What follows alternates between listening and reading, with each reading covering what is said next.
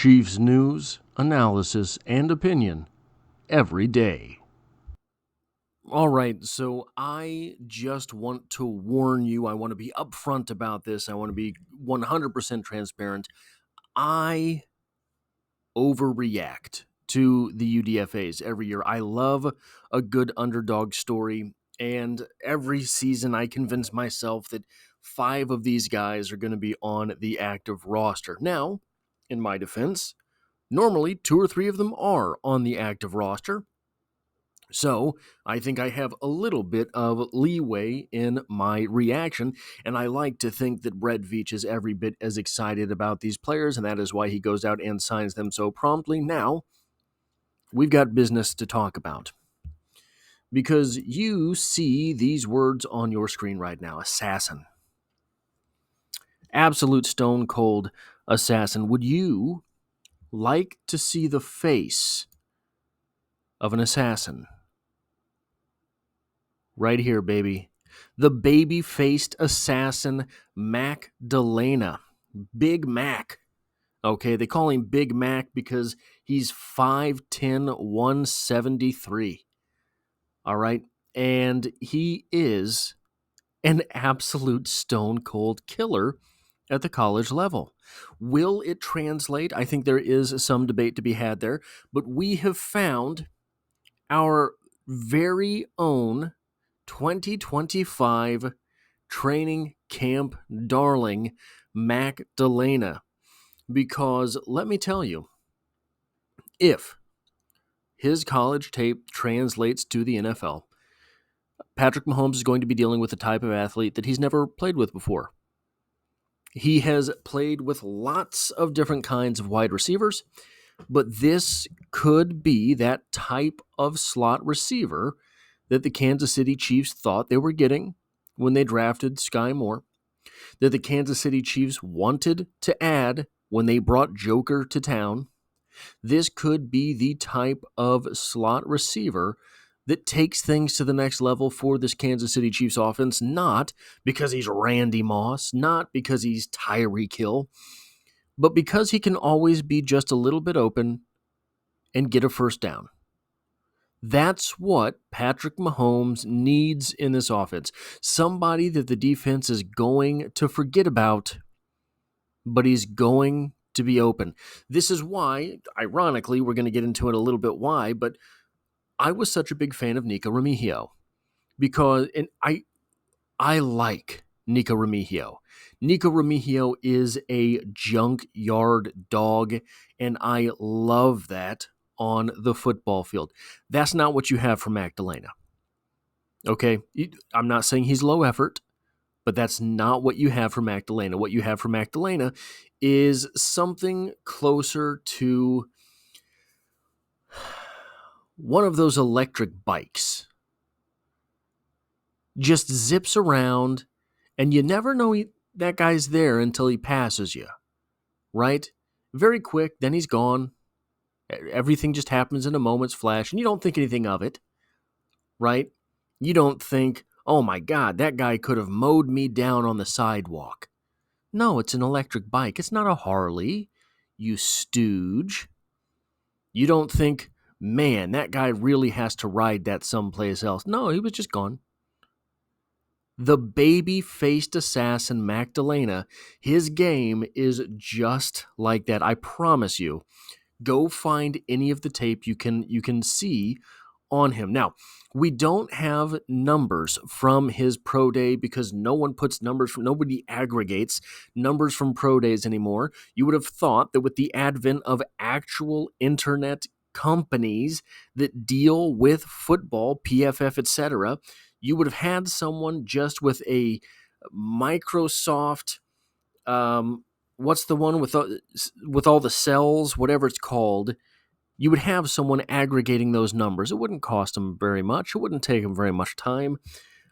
You could do it very easily. The art of tracking pro days has died. But we do have an account from his pro day.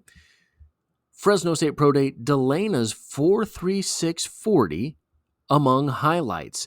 Subtitled, Fresno State had players invited to the NFL Combine, but several players put up impressive numbers as at the Bulldogs Pro Day, Mac Delena's 4.36 40-yard dash time was the highlight from 247 Sports by Jackson Moore. Fresno State, also where Nico Remigio played. A rainy Thursday put a portion of the Bulldogs Pro Day underneath a long tinted strip.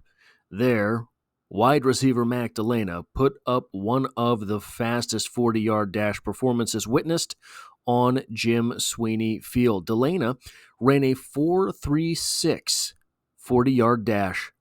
Only 9 total athletes and 4 wide receivers were faster at this year's Combine. Delena also had a 4.13 time in the shuttle, 20-yard short shuttle, I believe that means, because if it were the 3-cone drill, that would be an incredible time. But in the 20-yard short shuttle, I have it in my notes here if I can find it. I believe that would have been 4th at the Combine, that 4.13. I think that's 4th overall. I don't think that's 4th among wide receivers. I think that is 4th overall would have been that 4.13 short shuttle. And he had a 38.5-inch vertical. So you see a little bit, right? This is an elite time. This is a pretty elite time. This is close to being an elite number. 39, 40, 41 elite numbers there. You're dealing with an explosive athlete.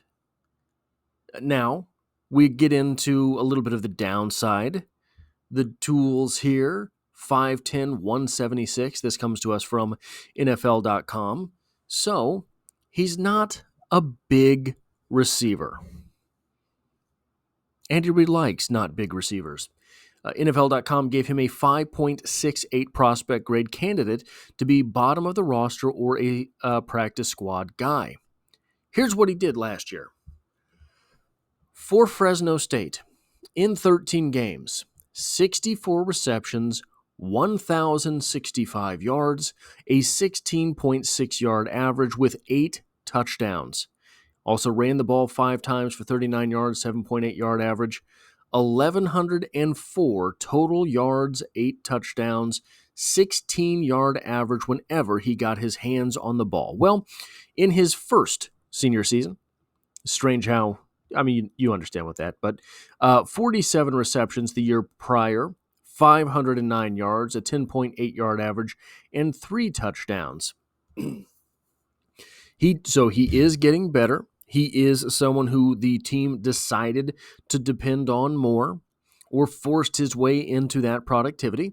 But it is a good sign, even though he's a little bit of a late bloomer, he is getting better. Now, what are we looking at when we look at Mac Delena? Why might he make the Kansas City Chiefs roster? He is very fast. He has elite get off the line, and he sustains his speed well. It is noticeable immediately on tape. He has very good speed, and it pops. Guys sometimes end up testing very well in the 40, but they don't really look all that fast on the field. Mac Delena looks fast on the field. He is a very smooth athlete. You do not notice him slipping past until he's gone. It is a shame that his pro day did not have electronically timed 40-yard dashes. Most pro days do not, because I am guessing that he would have been one of those 149 type 10-yard split kind of guys.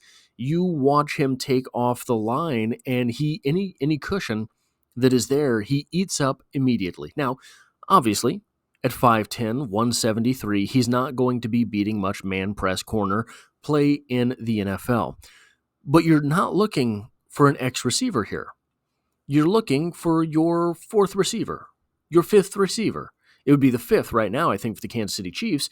Should he, that's the top spot available, I think, on the Chiefs depth chart. Your 5th receiver, your 6th receiver, do the Chiefs keep 7 receivers? That is what you're looking for. What does he remind me of? Do you remember watching Danny Amendola and asking, how was that guy open? And how is he running away from people? Now, I know the internet meme is, Why not Wes Welker? Why not Julian Edelman? But those guys are all different guys, right?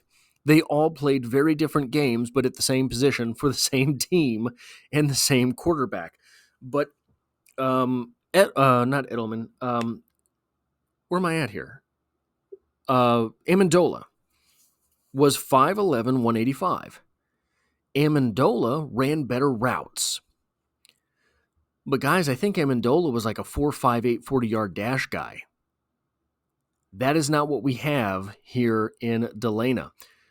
He is, you remember that feeling of how in the world is this little guy going downfield all alone? I promise you, type Mac Delena's name into YouTube, pull it up, and see what you notice. He's just alone a lot of the time, and when he catches the ball, he turns and he's gone. As for catching the football, he's very good at catching the football. He can catch the ball in stride, which is a very big deal, but oftentimes it seems like maybe not quite a pro-level quarterback at Fresno State. He had to break stride in order to secure the reception. You're running across the field and it's thrown on your trailing shoulder, right? When he did that, he was able to instantly reaccelerate. He is a sudden athlete. He is a twitchy athlete. He is very light on his feet, and that's something you don't really notice until you're watching it, right? Like with Joker. Joker was very light on his feet, couldn't necessarily maybe catch the ball, couldn't maybe necessarily do a whole lot of stuff, but when you watched him run those routes, it was kind of breathtaking. Mac Delena's not that good at running the routes, but he can get open. He's very light on his feet. It looks like he's just coasting, gliding over the grass out there. I do think he has elite body control, which goes with, so I think he has, so elite body control when the ball is in the air. I don't think he's very good at making cuts. So he's got great stop ability. He can go and then all of a sudden he's stopped completely and turning around for the football. That's great, especially with that acceleration. But he is rough on cuts. So he's an imprecise route runner when he's supposed to be cutting on a dime. But he does have very creative route running.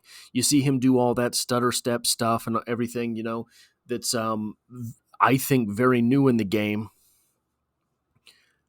The problem, perhaps, is I don't know where that fits in an Andy Reid offense. Is there space for that in Andy's offense? So we will see about that. And then, just moving forward here, he is a willing and high-effort blocker. But he isn't any good at it. He gets thrown around out there in that way. We did get to see him in an NFL matchup this previous season. He played Michigan, and Michigan cornerback Will Johnson, who the Cardinals took in round 2, 47 overall, and Mac Delena went 6 for 67. Now, I don't know if all of those receptions were against Will Johnson, but I know that some of them were. I know that there was also a throw over his back shoulder where he had absolutely torched Will Johnson. I mean, Will Johnson was looking the wrong way for the receiver, not the wrong way for the ball. And the quarterback threw it over the back shoulder in the corner of the end zone, underthrew it over the back shoulder in the corner of the end zone, and it was just not a good throw, right? So he was able to put Will Johnson, a second-round cornerback, on skates, and that's a good sign for being able to do things like that in the NFL. So some of those 6 for 67 were certainly against Will Johnson. I don't know if all of them were, but that's an NFL matchup, and he won enough. And finally, we talk all the time about how important it is special teams, if you're going to be a UDFA, come onto the roster and make it. He has operated as a gunner on special teams. He has also been a return man a little bit on special teams, and he has been the up man on special teams, and that's just from the stuff that I noticed. Now, that is all I have for this video. If you like or appreciate what it is that I do here, hitting a like button really does help me out, as it tells YouTube to share this video with other Kansas City Chiefs fans. And if you find yourself here by chance but not design, the Chiefs are the only thing that I talk about on the channel, dropping multiple videos every single week, and I hope to have you back for the next one.